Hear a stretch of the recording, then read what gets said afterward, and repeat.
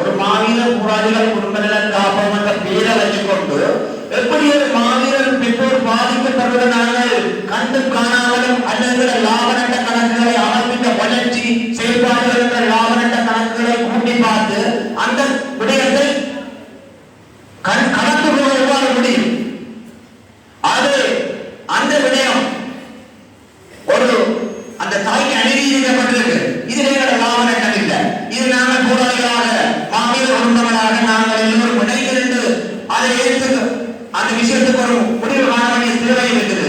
ஏன்னு சொன்னா நாளைக்கு இன்றைக்கு இந்த தாய்க்கு நடந்த அந்த விவாதம் நாளைக்கு இன்னொரு தாய்க்கும் இன்னொரு தகப்பனுக்கும் கட்டாயமாக நடக்காமல் இந்த வாய்ப்பும் இல்லை. எங்களுடைய போராளி ஒருவருக்கு நல்லூரில பிரிவினையில அந்த தூபிக்கு அடியில் வச்சு ஒரு போராளிக்கு ஒரு அரசியல்வாதி அல்ல அரசியல் கட்சியை சேர்ந்தவர் அடிக்கிறத எவ்வாறு ஏற்றுக்கொள்ள முடியும்?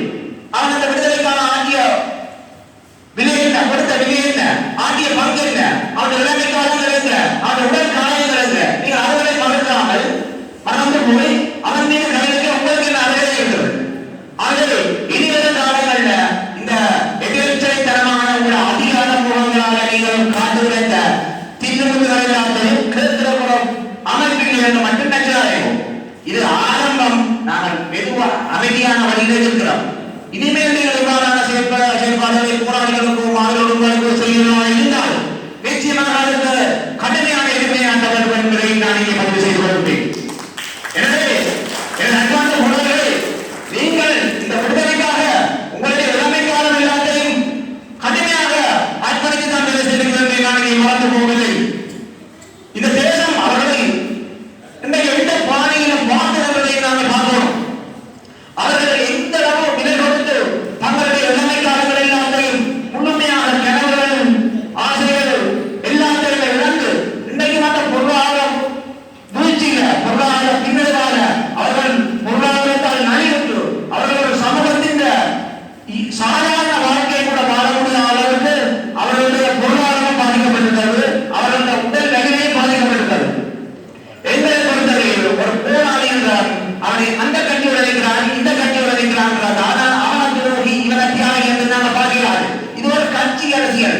அவன் எல்லா போராளிகளும் இந்த கட்சி அரசியல்கள் போய் தங்களுடைய அந்த தெளிவற்ற சிந்தனைகளால மதிமயங்கி போய் நிற்கிறதால இந்த கட்சி ஒரு கட்சி என்ன செய்யுதுன்னா தன்னோட ரெண்டாம் தியாகி என்று சொல்லுது, மற்றவர்களோட ரெண்டாம் துரோகி என்று சொல்லுது. ஆனால் துரோகியோட நிற்கிற கட்சி கூட என்ன துரோகி கட்சியோட நிற்கிற போராளிகள் கூட இந்த விடுதலைக்காக எவ்வளவு தியாகங்கள் செய்திருக்கிறார்கள் நீங்கள் சற்று சிந்தித்து பார்க்க வேண்டும். இந்த 15 வருட காலமாக இந்த தமிழ் தேசிய கலைஞர் அரசியல்வாதிகளுக்கு பெற்று தந்தது என்ன? எந்த விடுதலை நாங்கள் 2009ஆம் ஆண்டு 35 வருட கால போராட்டத்தை நடத்தி நாங்கள் நடத்தி பெற்ற அந்த பெருமைகளை எல்லாத்தையும் அந்த அடைவுகள் எல்லாத்தையும் இன்று 15 வருட காலத்துக்கு 35 வருட காலத்திற்கு நாங்கள் ஒப்பற்ற தியாகங்களாலும் அர்ப்பணிப்புகளாலும் பெற்ற தியாக அடைவுகளை இந்த 15 வருட காலங்களுக்கு விட்டுப்படுத்திருக்கிறார்கள்.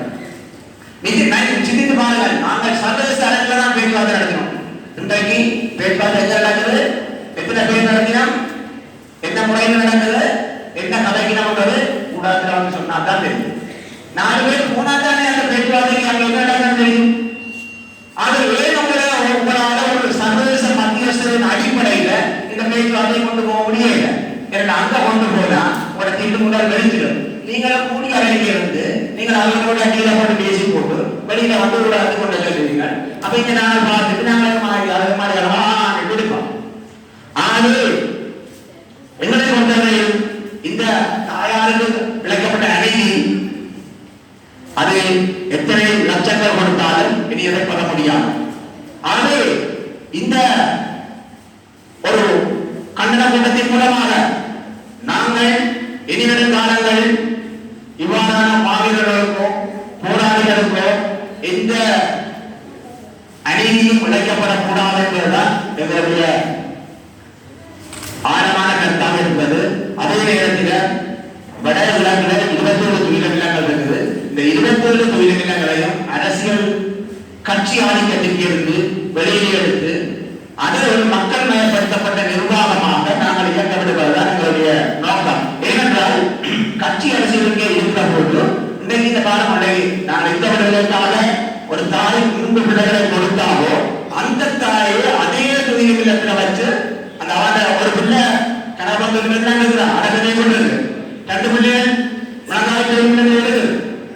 ஆனால் அந்த தொழிலிடத்தில் தன்னுடைய பிள்ளை அடக்க செய்யப்பட்ட அதே தொழிலிடத்தில் அந்த உணர்வை பிடித்து கொண்டாதவர்கள் அந்த தொழிலிடத்தை நிர்வகிப்பதால் தங்களுடைய அரசியல் வாக்கு வங்கிக்காக ஒரு 3 மாவட்ட தாயை அவமதித்து திருப்பியதை உங்களுக்கு எவ்வாறு மனம் வந்தது?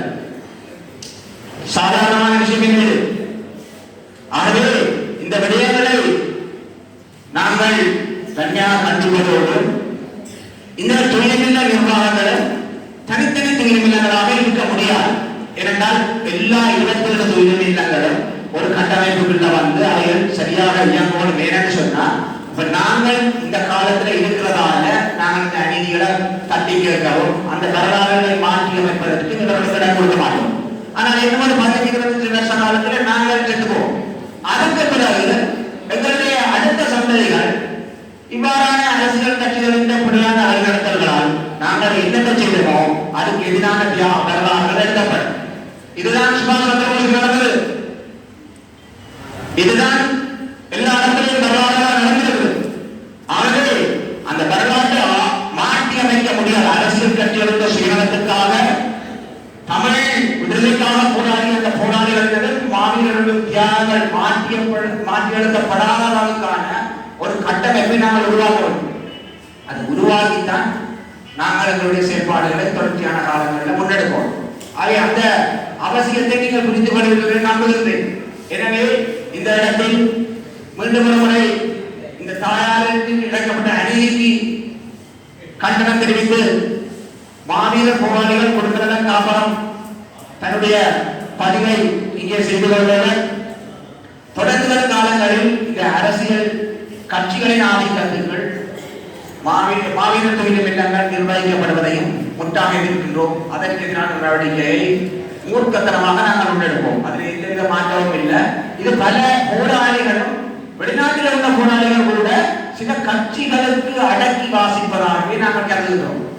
நீங்கள் உங்களுடைய கடந்த காலங்களை நீங்கள் கொஞ்சம் யோசிச்சுதான் நீங்கள் ஒரு ஒப்பந்த தலைவருக்கு வழிகாட்டல உன்னதமான இலட்சியத்துக்காக நீங்கள் போராடிவிட்டு உங்களோடு அருகே குண்டரப்பட்டு துடிக்க துடிக்க விழுந்து சென்ற அந்த மாவீரர் தியாகத்தின் மீது அந்த கல்லறையின் மீது அரசியல் வாக்குவெப்பை நடத்துவதை நீங்கள் எவ்வாறு ஏற்றுக்கொள்கிறீர்கள்?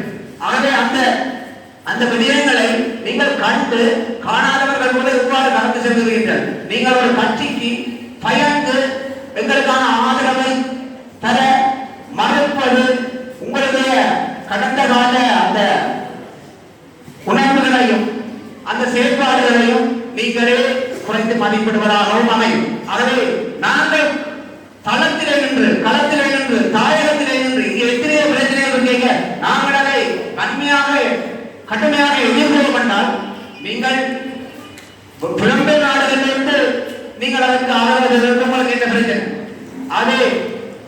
எனவே இந்த விடயங்கள்ல மிகவும் ஒத்த கருத்தோடு இந்த போராளிகள் சிந்திக்க வேண்டும் என்பதுதான் எங்களுடைய அன்பான வேண்டுகோள். நன்றி. மக்களுடன் போராளிகள் மக்களுக்காக போராடும்.